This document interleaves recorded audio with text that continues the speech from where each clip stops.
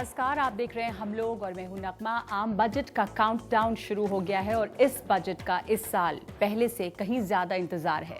दो वजह हैं, नोटबंदी या डीमोनेटाइजेशन। उसके बाद ये पहला बजट और दूसरे ये पहला बजट है जिसमें आम बजट और रेल बजट मिला दिया गया है, यानी रेल बजट अलग से पेश हो नहीं रहा है। नोटबंदी के बाद के बजट में उम्मीद है कि आम आदमी को जो नोटबंदी की वजह से दर्द हुआ उसको कम करने के लिए कोई दवा दी जाएगी। कुछ मीठी गोलियां बजट के पहले भी दी गई हैं, जैसे बुजुर्गों के लिए फिक्स्ड डिपॉजिट पर ज्यादा ऊंची ब्याज दर का पहले ही ऐलान कर दिया गया है। उम्मीद ये भी है कि डिजिटल पेमेंट को बढ़ावा देने के लिए भी कई इंसेंटिव्स का ऐलान हो सकता है और पहली बार बजट जो है वो फरवरी में ही पेश हो जाएगा। तो इस बजट से कई उम्मीदें लोगों को हैं और खास करके तमाम आम लोग जो टैक्स में राहत चाहते हैं, जो ये सोच रहे हैं कि क्या अब जो मिडिल क्लास है या उसके नीचे का तबका है उसके लिए वाकई अच्छे दिन आएंगे। मेरे साथ यहाँ पर आम लोगों का एक हिस्सा बैठा है, कुछ स्टूडेंट्स हैं, कुछ काम करने वाले लोग हैं जो बजट से जुड़ी अपनी उम्मीदों के बारे में हमारे एक्सपर्ट से सवाल पूछेंगे। और हमारे एक्सपर्ट्स यहाँ पे हैं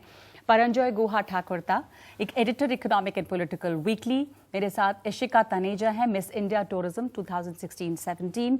हमारे साथ मौजूद हैं Shubhomoy Bhattacharya, consulting editor the Business Standard, Naveen Raheja, CMD Raheja developer group, Ranjoy Mukherjee, auto analyst, और Ravi Kumar Shingari, partner tax KPMG। आम बजट का जो काउंटडाउन शुरू हुआ है उसमें एक बात ये सोची जा रही है कि क्या वित्त मंत्री के पास, या जैसा बहुत पॉपुलर एक टर्म चल पड़ा है कि जेटली की जो पोटली है उसमें क्या कोई ऐसी जादुई छड़ी निकलेगी उसमें से जिससे कि कुछ दर्द कम हो जाएगा और वाकई जो टैक्स पेयर्स हैं, मिडिल क्लास और लोअर मिडिल क्लास, जो डिमोनेटाइजेशन से भी ज़्यादा हिट हुआ, परेशानी लंबी उनको ही झेलनी पड़ी, उनके दर्द कम हो जाएंगे, उनके दिन अच्छे आ जाएंगे। उम्मीद कुछ ऐसी की जा सकती है? नगमा जी, ये आपको सवाल पूछना था, जेटली जी का पोटली नहीं, मोदी जी का पोटली में क्या है, क्योंकि ये डीमोनेटाइजेशन या नोटबंदी ये सिद्धांत मोदी जी का था। और अभी जो बजट है, हमारे देश में बहुत सारे हिस्से नाखुश हैं, उनको कैसे वो खुशी कर सकते हैं। आपने जैसे कहा मीठी गोली खिला देंगे। 31 दिसंबर हमने झलक मिल गया जी, जैसे बुजुर्ग व्यक्ति के लिए, महिलाओं के लिए, किसानों के लिए, जो हर रोज जिसका रोजगार हर रोज मिलता है, जिसका वेतन हर रोज मिलता है, इन लोग को खुशी करने के लिए जरूर कुछ कार्यक्रम सरकार कोशिश तो करेंगे, दिखाने के लिए तो जरूर करेंगे। ये कर्ज माफी हो सकता है, और जो मध्य वर्ग है उनके लिए थोड़ा बहुत तो कर कम करने का भी एक संभावना है। असलियत यह है कि इसमें घाटा शायद बढ़ जाएगा, मगर इसमें तो मेरा लग रहा है वित्त मंत्री मोदी जी इतना चिंतित नहीं है। उनके नजर ये है कि अभी जब बजट पेश किया, आप समझ लीजिए फरवरी का पहला दिन में बजट आएगा, तो कम से 3 महीने के आसपास, नोटबंदी का 3 महीने के बाद आ रहे हैं, और इस समय पूरा देश का अर्थव्यवस्था के ऊपर एक जबरदस्त धक्का लगा और बहुत सारे लोग हैं बहुत ही दुखी है। उनका जीविका खत्म हो गया, उनका रोजगार खत्म हो गया, अपनी मेहनत, अपनी खून पसीना का पैसा निकलने के लिए घंटों भर बैंकों के सामने, ATM के सामने कतार लगा के खड़ा होना पड़ा। तो मोदी जी दिखा रहे ये गरीब और अमीर के बीच, एक तरह से एक दो श्रेणी के बीच मोदी जी कह रहे हैं हम तो सिर्फ गरीब के लिए काम कर रहे हैं। यही दिखाने के लिए और भी कोशिश करेंगे, और साथ साथ अभी तो GST यानी कि गुड्स एंड सर्विसेज टैक्स आने में भी थोड़ा समय है, तो उनके लिए उस वो जो कर भी कोशिश करेंगे उसी रास्ता जाने के लिए, वही रास्ता भी। क्या आपको उम्मीद है, किस तरह के सॉप्स की उम्मीद है, इंसेंटिव्स की उम्मीद है, जिससे ये आम आदमी में जाहिर हो जाए, कम से कम ऊपरी तौर पे ये दिखे जरूर कि भाई हमारे लिए कुछ किया गया है और बराबरी लाई जा रही है? देखिए, मैं जिस इंडस्ट्री में से आता हूँ वो ऑटो इंडस्ट्री है। ऑटो इंडस्ट्री इस बार बहुत ही एक डिप्रेशन मोड में है, क्योंकि नोटबंदी के बाद एक साइकोलॉजिकल इफेक्ट पड़ा है और गाड़ियां बिकनी बंद हो गई है। सिर्फ लग्जरी कार की बातें हम नहीं कर रहे, हम छोटी गाड़ियों की भी बात कर रहे हैं। तो असर बहुत पड़ा डीमोनेटाइजेशन का, ऑटो सेक्टर पे भी, रियल एस्टेट सेक्टर पे भी बहुत असर पड़ा। वहां से भी उम्मीद होगी कि कुछ वहां भी किया जाए। आपकी क्या उम्मीद है ऑटो इंडस्ट्री? ऑटो इंडस्ट्री को एज यूजुअल, मतलब वो ऑटो इंडस्ट्री एक ऐसी चीज है जो सरकार के नजर में इस पे टैक्स और डाल देना चाहिए। हाँ, क्योंकि इसमें luxury और- है हाँ, क्योंकि ये लग्जरी, क्योंकि हमारे देश में अभी भी सोचा जाता है कि अगर आपके पास एक छोटी कार भी है तो ये बहुत बड़ी लग्जरी चीज है। तो लग्जरी तो ये है शुभमोय, आपको नहीं लगता कि गाड़ियां तो लग्जरी ही हैं? वहां पे जहाँ पे किसान हैं और कतार में खड़े, अमीर किसान भी हैं, पर वहां पे जहाँ पे घंटों लाइन में लोग खड़े होते हैं पैसे निकालने के लिए या तमाम लोग, उनके लिए क्या आपको लग रहा है कि इंसेंटिव्स देंगे ये दिखाने के लिए कि जो डिमोनेटाइजेशन हमने किया वो आपके हित के लिए किया और फासला कम कर रहे हैं हम अमीरी गरीबी का? नगमा जी देखिए, डिमोनेटाइजेशन का जो दौर है वो काफ़ी उभर के और काफ़ी एक सामने बहुत बड़ा, जिसे कहते हैं gorilla in the room type का चीज़ सामने आया है। लेकिन बजट के थ्रू से इसके ऊपर कोई प्रभाव डालना मुश्किल है। वो इसलिए क्योंकि डिमोनेटाइजेशन का लिंकेज ब्लैक मनी का सवाल से है।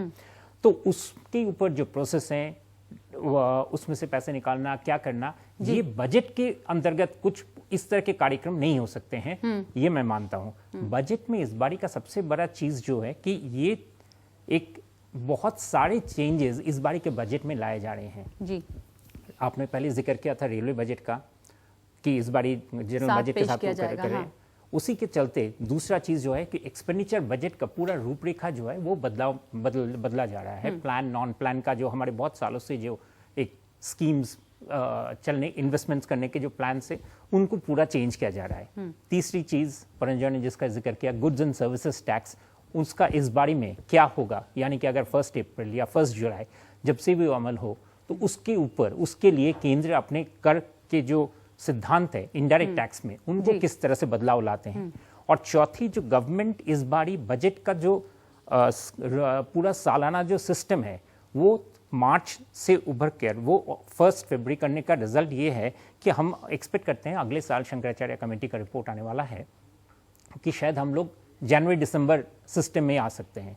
तो ये भी एक बहुत बड़ा चेंज है। डीमोनेटाइजेशन का असर इकोनॉमी पे कैसा हुआ है? बहुत सारे लोग हैं जिनको लगता है कि अब इतना असर नहीं है, बहुत सारे लोग हैं जो कह रहे हैं कि अभी असर दिखाई दे रहा है अब तक, और अब असली असर दिखाई दे रहा है। तो किस तरह से अर्थव्यवस्था है कैसी, और उसमें इस बजट में उस पर किस तरह नजर रखी जानी चाहिए कि उसको कुछ सुधारा जा सके, अगर वो चरमराई हुई आप मानते हैं तो, और अगर नहीं है? जरूर अर्थव्यवस्था के ऊपर असर पड़ा और पड़ने वाले भी है, क्योंकि सिर्फ 2 महीना हुई है, अभी 2.5 महीना हुई है, 3 महीना तक मालूम पड़ेगा कितना असर पड़ेगा। सब लोग कह रहे हैं जिस गति से, जिस रफ्तार से भारतवर्ष का जीडीपी, सकल घरेलू उत्पाद बढ़ रहे थे, वो कम हो जाएगा। तो अभी इसके ऊपर विवाद हो सकता है, ये 0.5% कम होगा या 2% कम होगा, नहीं उससे ज्यादा कम होगा, मगर कम होने वाले, ये सब लोग कह रहे हैं। अंतर्राष्ट्रीय मुद्रा कोष IMF से सब लोग कह रहे हैं। पॉलिटिकल स्टेटमेंट, राजनीतिक बयानबाजी या जिसको कहते हैं कि लोक लुभावन बातें इसमें ज्यादा की जाएंगी चूंकि चुनाव है और चूंकि डिमोनेटाइजेशन से भी लोग त्रस्त हैं। पॉलिटिकल बजट कभी भी नॉन पॉलिटिकल नहीं हो सकता है। हाँ। क्योंकि बजट एक इलेक्टेड गवर्नमेंट का साल में वो किस तरह से अपना पूरा अर्थव्यवस्था को चलाने वो का तो संकेत सही है, पर देंगे। पॉपुलिस्ट तो होगा इसलिए क्या? होगा या चुनाव नहीं? को मद्देनजर Right. होना ही होगा उसको इस बार। पॉपुलिस्ट वाली जो बात है उसमें सबसे बड़ी बात यह है, और ये होना बिल्कुल ही लगता है कि एक्सपेंडिचर वाली जो बात है, सरकार जरूर इस्तेमाल करेंगे अपने एक्सपेंडिचर के जो पिटारा है उसको इस्तेमाल करेंगे किस तरह से, और वही देखना इस बजट का सबसे रवि बड़ा कुमार, मुख्य आप चीज होगा। टैक्स एक्सपर्ट हैं, तो टैक्स की जो बात की जा रही थी कि इनकम टैक्स के जो स्लैब है उसको बढ़ाया जाएगा, तो वो पक्का आपको लग रहा है कि वो होगा? उसके अलावा किस तरह से जो तमाम लोग उम्मीद करते हैं कि टैक्स पे कर रहे हैं उनको थोड़ी राहत मिले, हालांकि टैक्स नेट को बढ़ाने की कोशिश ही की गई है डिमोनेटाइजेशन के तहत, तो टैक्स नेट को जो वाइडन करने की बात है उसके लिए भी क्या कदम उठाया जा सकता है? क्योंकि टैक्स पेयर्स तो बहुत कम है, अभी तक आया था कि कुल आबादी के जो वाकई टैक्स देते हैं वो कुल आबादी की का 1% है जो टैक्स दे रहे हैं लगभग। इस फैक्ट पे थोड़ी सी चर्चा करना चाहता हूँ कि अगर आज आप टैक्स GDP रेशियो देखें इंडिया का, तो वो 16% है, 16%। डेवलप्ड कंट्रीज में वो 30% के ऊपर होता है, और अगर आप इमर्जिंग मार्केट्स में देखें तो वो 21% के आसपास है। और जो आइडियल टैक्स GDP रेशियो माना जाता है वो 23% के आसपास माना जाता है। तो उस हिसाब से हमारा टैक्स टू GDP रेशियो काफी कम है। दूसरा, जैसे आपने कहा कि कितने लोग रिटर्न फाइल करते हैं, तो जो टोटल वोटिंग पॉपुलेशन है उसके सिर्फ 4%, क्योंकि मैं टोटल पॉपुलेशन को कंसिडर नहीं करता हूं, वोटिंग पॉपुलेशन 18 साल से ऊपर जो मेजर में आते हैं उनका अगर हम परसेंटेज ले तो 4% उनके आज रिटर्न फाइल करते हैं। और उसमें से भी लगभग 50% ऐसे हैं जो कोई टैक्स नहीं देते, रिटर्न फाइल करके एग्जेम्पशंस क्लेम करते हैं। तो ये डेटा अपने आप में ये बताता है कि हमारी जो टैक्स का जो स्प्रेड है वो काफी ज्यादा लिमिटेड है। वो एक छोटा सा हिस्सा है हमारे देश का जो सबसे ज्यादा टैक्स पे कंट्रीब्यूट कर रहा है। जी।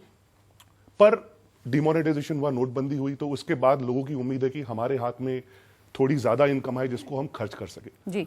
और आप ये स्लैब्स भी देखें तो ये काफी टाइम से कांस्टेंट रहे हैं, थोड़ी बहुत इसमें इनमें बढ़ावा किया गया था। तो एक उम्मीद ये है कि ये कम से कम 2.5 लाख से 3 लाख तक जाएगा। 4 लाख मुझे उम्मीद कम लगती है। वैसे तो लोगों की उम्मीद है कि 5 लाख तक बढ़ना चाहिए, बट मेरे हिसाब से 3 लाख तक एक रियलिस्टिक एस्टिमेट हम लगा सकते हैं कि ये जा सकता है। राहेजा साहब, चूंकि रियल एस्टेट जो सेक्टर है उसको काफ़ी नुकसान हुआ, जो रेगुलेटरी एक्ट और डिमोनेटाइजेशन दोनों की वजह से रियल एस्टेट सेक्टर जो है अभी वो काफ़ी त्रस्त है। जो बहुत बूम था उससे बड़े सारे लोग जो मकान नहीं खरीद पा रहे थे, जो कहते थे आर्टिफिशियल बूम है, जो कि है भी काफ़ी, उसमें कमी आई है। मकान किराए सस्ते हुए हैं, मकान लेकिन बिक नहीं रहे हैं, लोग खरीद नहीं रहे हैं। बहुत सारे मकान बिल्डिंग्स बनी हैं और वो खाली पड़ी हुई हैं, बल्कि उनको देने के लिए एक तरह से कहीं कोई कहता है कि आप गाड़ी फ्री दे दी जाएगी मकान लेंगे तो, कहीं पार्किंग लॉट फ्री मिल रहा है, ये सब भी एडवर्टाइजमेंट सुनने को मिलता है। आप लोग को उम्मीद है, एक तो प्रधानमंत्री आवास योजना का ऐलान पहले किया गया था और अफोर्डेबल हाउसिंग तमाम लोगों के पास मुहैया हो, इसकी कोशिश थी। तो जैसा आप कह रहे थे, उससे आपको क्या उम्मीद है, क्या किया जाएगा इस सेक्टर को वापस थोड़ा उठाने के लिए, क्योंकि वाकई हालत ख़राब है रियल एस्टेट की? रियल एस्टेट की हालत ख़राब का जो मेन कारण है वो अंडर एम्प्लॉयमेंट और एम्प्लॉयमेंट और इकोनॉमिक ग्रोथ है। जब तक कंट्री में इकोनॉमिक ग्रोथ होता है और डिस्पोजेबल इनकम्स होती हैं तो लोग घर खरीदते हैं। दूसरा, जो प्रायोरिटीज़ हैं लोगों की आज, वो चेंज हो चुकी हैं। पहले होता था खाली रोटी, कपड़ा और मकान, लेकिन जो नई जनरेशन है उसकी प्रायोरिटीज़ में रोटी, कपड़ा, मोबाइल, इंटरनेट, अदर जो मॉडर्न टाइम के कनेक्टिविटी की चीज़ें हैं वो पहले, और उसके बाद मकान। तो ये सारी पूरी की पूरी जो अभी जो लेटेस्ट डायनामिक्स है, हमने कभी इसके ऊपर कोशिश नहीं किया समझने का कि किसकी, आम आदमी की डिस्पोजेबल इनकम आप कैसे निकालेंगे जिससे इन्वेस्टमेंट निकले। हम ये देखें कि हमारे कंट्री में यही नहीं प्रॉब्लम है। क्या इंडस्ट्रियलाइजेशन हो रही है? क्या कोई और इकोनॉमिक एक्टिविटीज़ को प्रोग्रेस मिल रही है जिससे ग्रोथ हो कंट्री का? आप कह रहे हैं कि डिस्पोजेबल इनकम ज़्यादा नहीं है, इसलिए कंट्री में टोटल डायनामिक्स चेंज हुआ है।